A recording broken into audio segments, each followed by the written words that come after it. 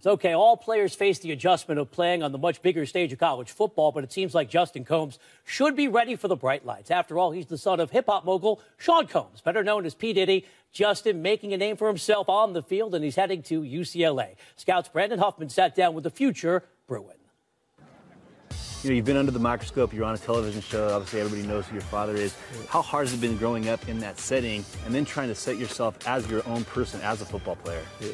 It was very challenging trying to play football. Some people think it works to my advantage, but it kind of hurts me because some coaches and players don't take me seriously. They think I'm just playing just because and stuff like that. So one thing it did do is gave me the opportunity to be seen. So people would see me and I would make plays. So it kind of benefited me. Is he in the game because he's a talented football player? Is he in the game because he's Sean Combs' son? How do you answer that question? You know, I laugh at that. People ask me all the time, why is he in the game? He's in the game because he's a competitor, because he hits hard, because he covers extremely well, and obviously a number of colleges have figured it out. He's a guy that can play football. I don't care who his dad is. Justin has brought so much leadership to the field in a way. He doesn't give up. Like, we've been down in games, and he's come to the coach and said, Coach, give me the ball. Give me a chance to make a play. Give me a chance. So he does it by example. He leads by example. You know, you had offers from all over the country, yet you chose UCLA. Why does a kid from New York City head to Los Angeles for college? Well, I have family down there. My brothers and sisters live out there. And, you know, the program and, like, just the school was just amazing. Like, it was like love at first sight. When I went out there, I was like, I have to be there. Jim Moore was hired after you had already committed. How excited are you to play for a defensive-minded head coach? I'm very excited, and especially to play for him because he coached the Falcons, and my favorite player was Michael Vick, and I just loved him as a head coach. Justin plays big. He come up, he lays, what we call lays the wood. He comes up and he will throw his body and wrap the guy up. Doesn't matter how big the receiver, how big the running back is, he's bringing him down.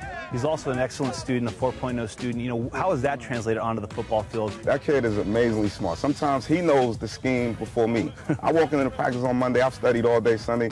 We give it to him Monday afternoon, and he memorizes like he has like that memory, like he just see things and memorize it. So he's a gifted student and a gifted athlete. You know, you have 200,000 Twitter followers. Not a lot of high schoolers have that many people following him and really watching every step you make. You know, are you going to be ready and be prepared for what's going to follow you at UCLA, where everybody's going to know who you are? Maybe not as Justin Combs, the football player, but as Justin Combs, Sean Combs' son. Yeah, I'm ready for that, and I'm ready to also make my name as a football player, and I'm ready to just take on that challenge, and I believe in myself. I believe I'm going to put the hard work in this offseason to be known as Justin Combs, not P. Diddy's son, Justin Combs. Thanks, Brandon. Justin Combs, certainly the most famous player to commit to Jim Moore's Bruins, but there's plenty of talent on the way to Westwood. Here's a look at UCLA's top commitments as the Bruins try to bounce back from an 8-loss season.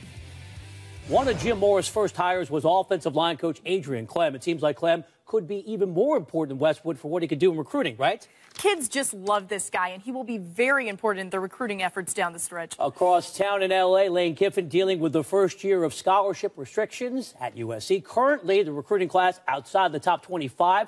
Where do you think they're going to end up when it's all said and done? Well, things will be okay for Lane Kiffin and USC fans and USC because the remaining spots left in their class will be filled with 4- and 5-star players. A lot of these guys wait to commit, but I think the Trojans will be in the top 20 when we're all said and done. Seems like the men of Troy could be in contention for a national championship as soon as next year.